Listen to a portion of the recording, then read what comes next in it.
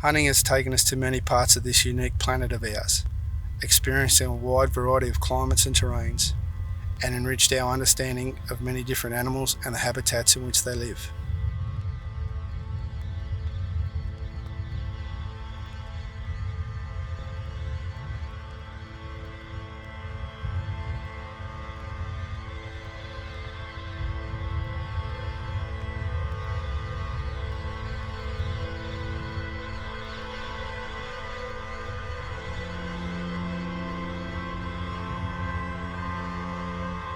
Coburg Peninsula's white sandy beaches and weathered red landscape pretty much emulates the top end of Australia.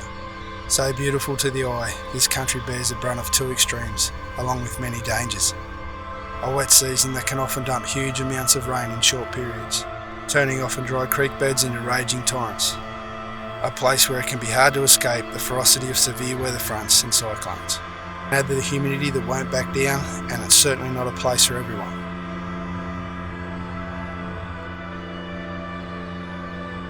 Then once the rain stops and disappears, this lush green oasis that has come alive for a few months gradually dries out and starts dying off. The almost inescapable heat from the scorching hot sun sees to that. Water is both life and death in this part of the planet, and like just about everywhere, the circle of life revolves around it.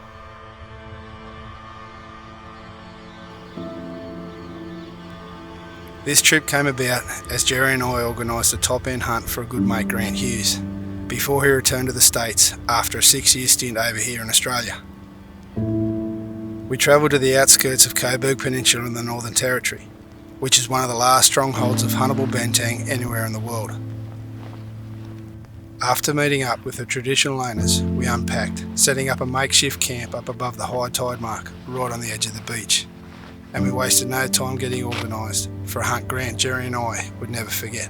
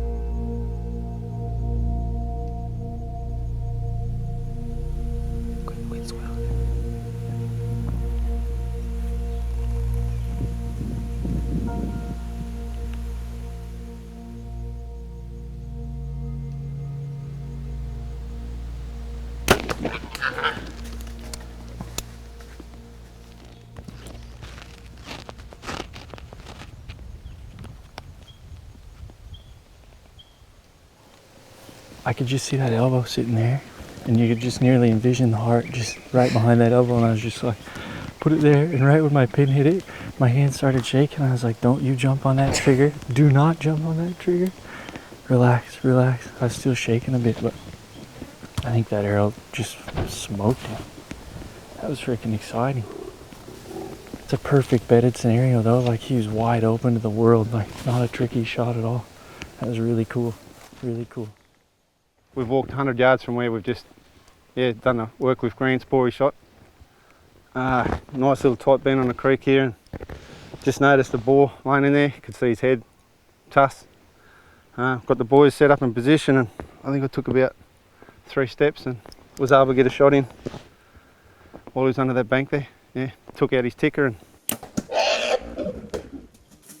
he's only just got to his feet, walked 5 yards out and all over. But I've seen plenty of pigs, banteng, plenty of everything on this creek, so it's been pretty productive the last 500 yards. Unreal.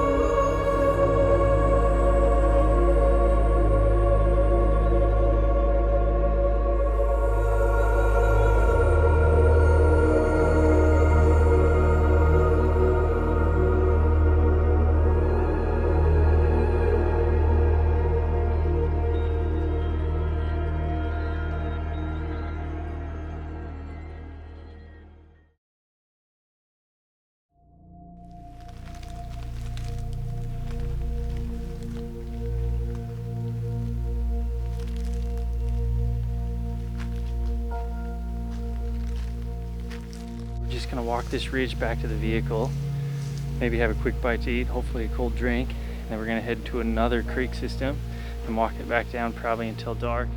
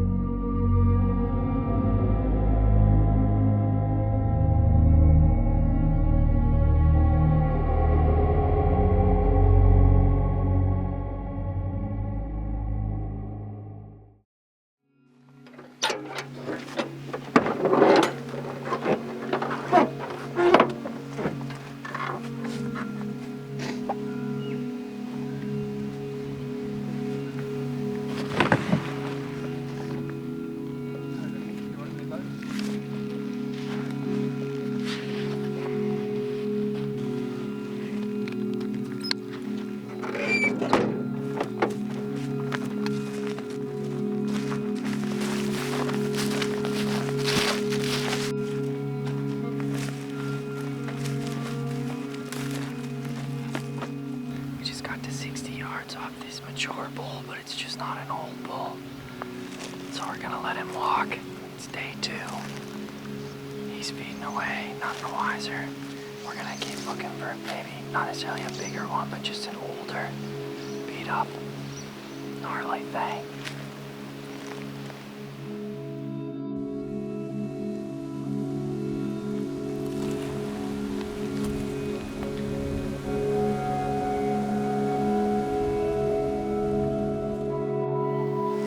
Had that banteng at 30 yards. Pretty good bull, and I'm just not sure. I was umming and on. I wasn't sure if it was quite what we were looking for. So we let him walk, and this is only 100 yards after we walked past that other one. So hopefully that's not the second biggest mistake I've made on this banteng trip, but we'll find out.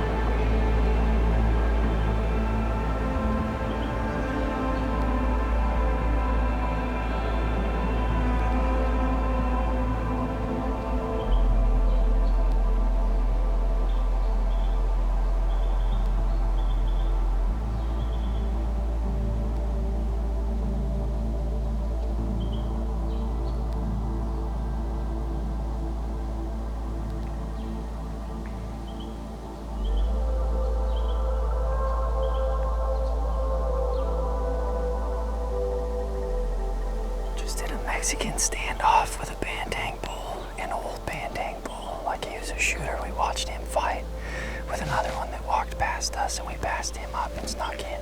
We're like 35 yards off this thing, but I don't know if he got a little bit of our scent or a little bit of our wind, like seen us or something, but that was exciting and sort of devastating at the same time.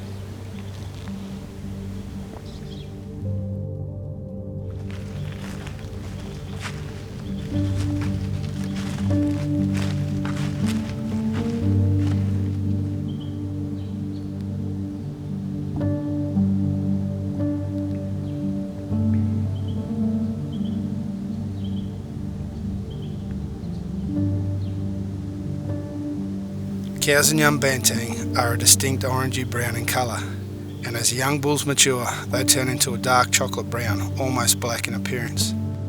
A distinct elongated ridge forms along the top of their back, from their neck to their midribs, as does a dewlap on their underside, which again runs down from their neck to where their brisket stops, making the front half of a mature bull look massive in comparison to a lesser younger animal.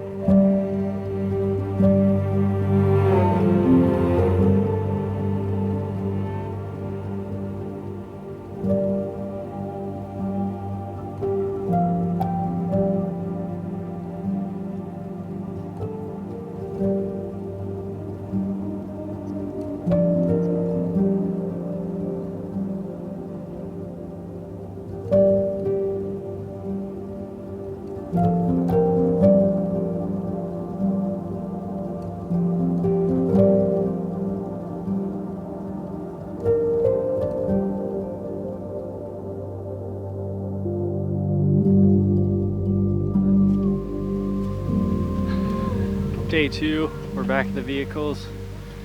We had a couple different Banteng encounters today that were just remarkable, like what I thought Banteng hunting was all about.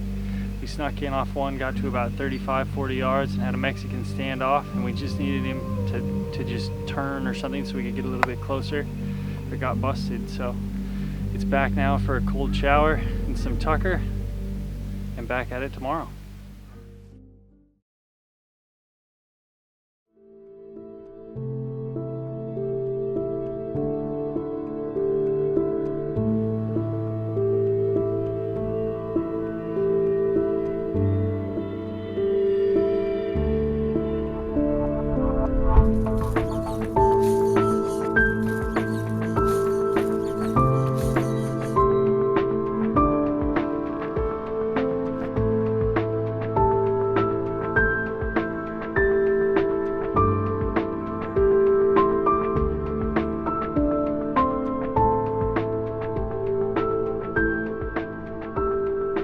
I guess we can't be too disappointed. It's only the first stock for the morning. He was a dandy bull, but man, this is getting hard to take. Really hard to take.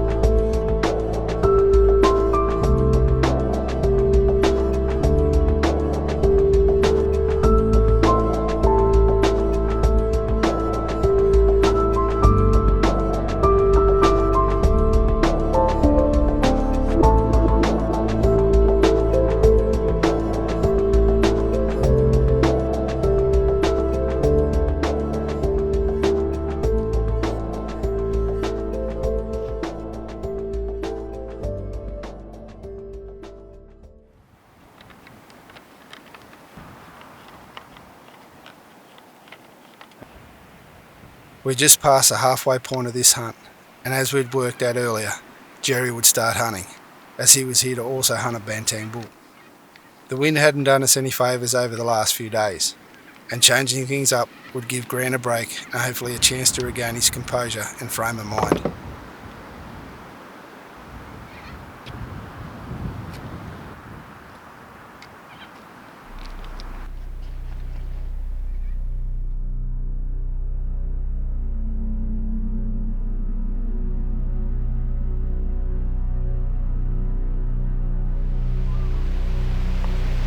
Got a bull here about 120 yards. He's facing the other way. We're going to either wait for him to spin around or bend down to get him into stalking position. So once he does that, we'll plan our attack.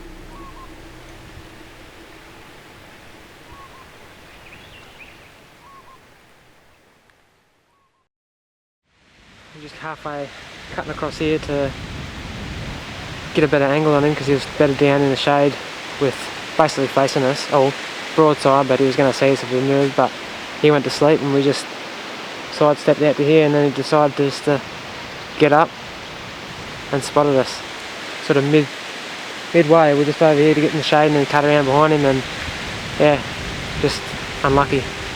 Anyway, see if we can go find another one.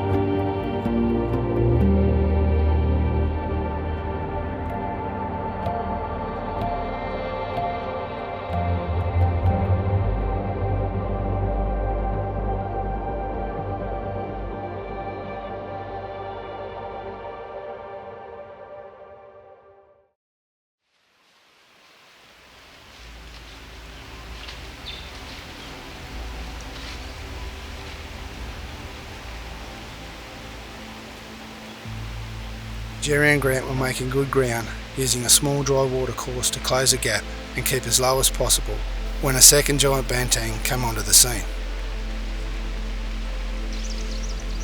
After 6 hours and roughly 10 k's, to our surprise, the same huge bull Jerry had an encounter with early in the day runs into another bull of the same calibre right in front of us.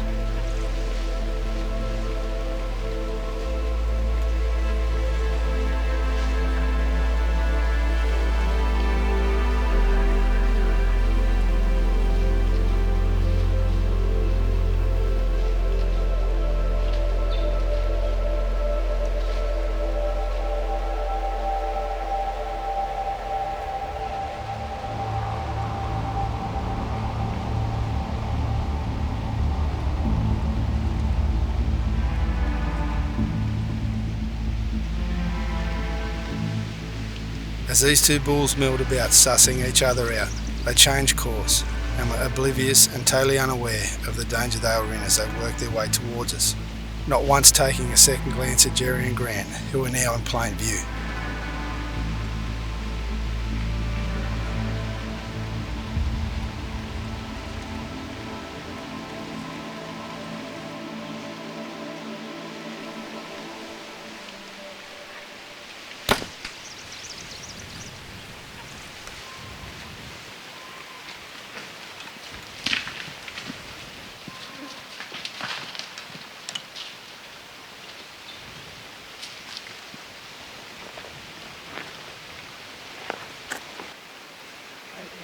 Yes.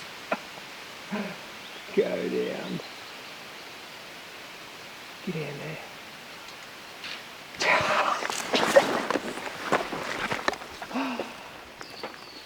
Go on. Shall we do that?